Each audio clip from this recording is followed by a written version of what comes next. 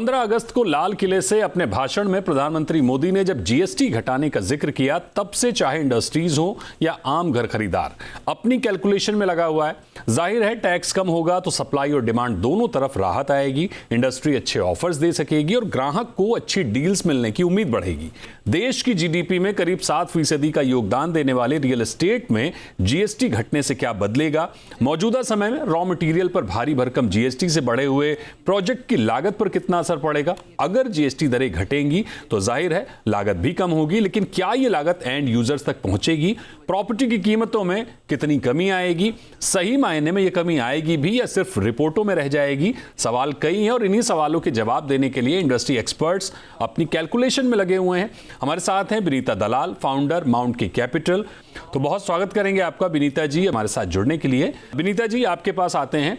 जाहिर है इसका बड़ा फायदा रियल एस्टेट डेवलपर्स को ही होगा। आज रॉ मटेरियल सीमेंट पर 28%, स्टील पर 18%, फिनिशिंग आइटम पर भी भारी भरकम जीएसटी है, जिससे प्रोजेक्ट की लागत काफी बढ़ जाती है।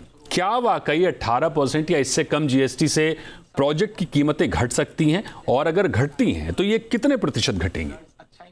आपका सवाल एकदम परफेक्ट है एंड ये सवाल तो हम सबसे पूछ रहे हैं कि अगर ये कम होता है then how will the industry react to it. And अगर 28% से सीमेंट कम होके 18% होता है and cement being close to 30 से 40% of project cost, there will be a huge saving in the overall project cost.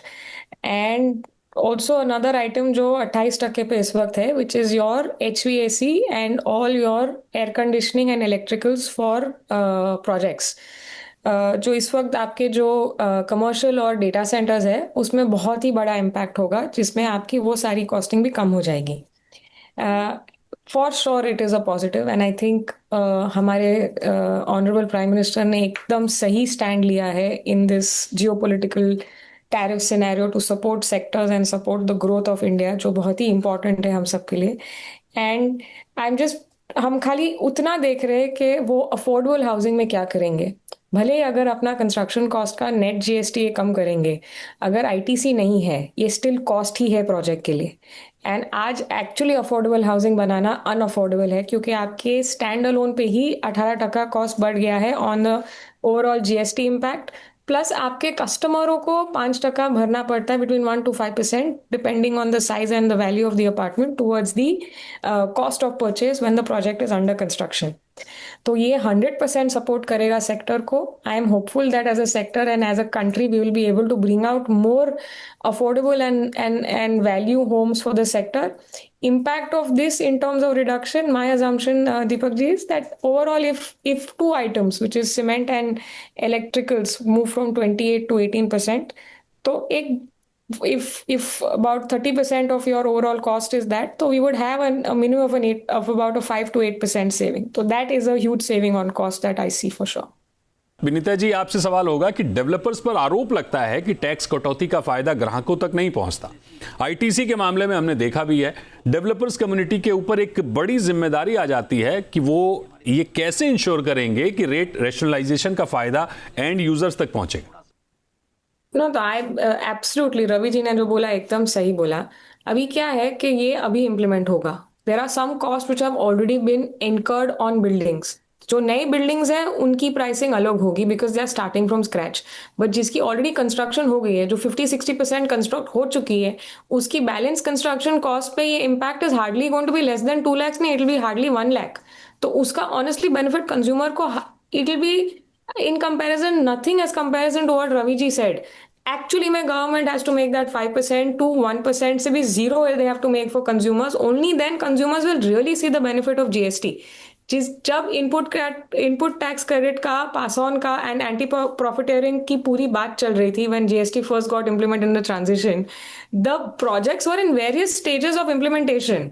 So there would be, even if someone has to go through the thing, there will be some places where there's 100% pass on. There will be some places where there could not be 100% pass on due to legacy issues on an asset. So it becomes extremely messy for customers also to get into it. जो cleanest वे है, जैसे आप banks की देखते हो, जब base rate घटती है वो डायरेक्ट पास ऑन होता है because it is directly connected to the consumer.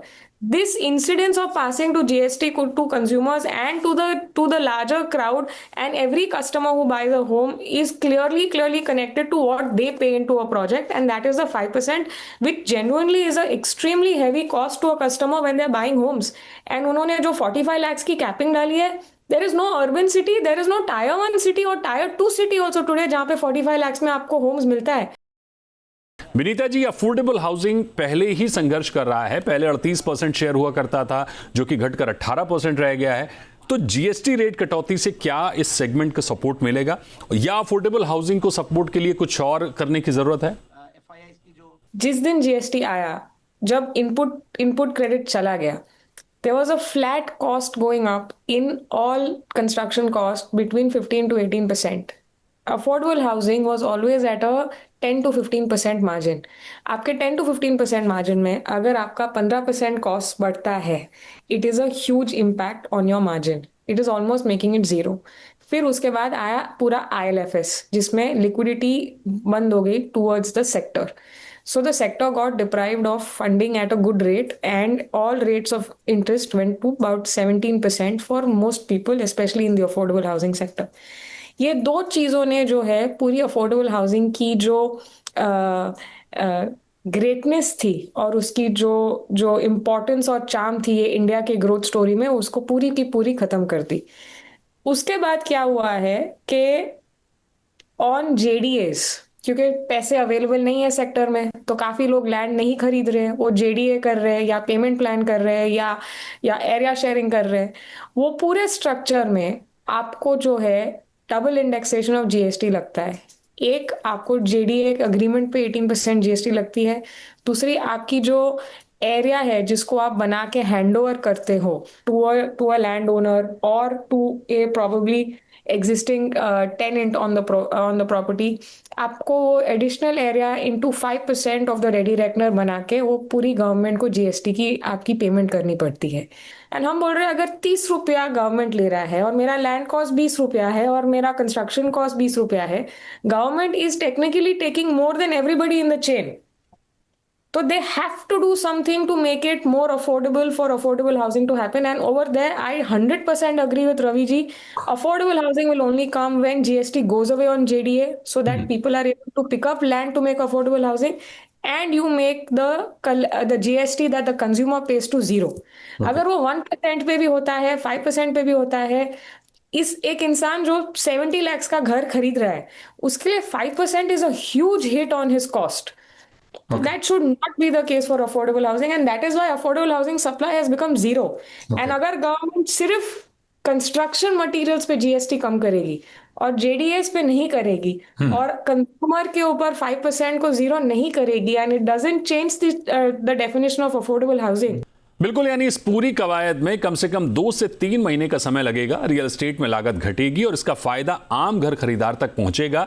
ये आदर्श तस्वीर है, लेकिन बड़ा सवाल फिर यही है कि डेवलपर्स जिम्मेदारी के साथ ये फायदा आम कंज्यूमर तक पास ऑन करें. अफोर्डेबल हाउसिंग में जो सुस्ती है उसको लेकर अच्छे सुझाव हैं कि सरकार को और इंसेंटिव देने की जरूरत है.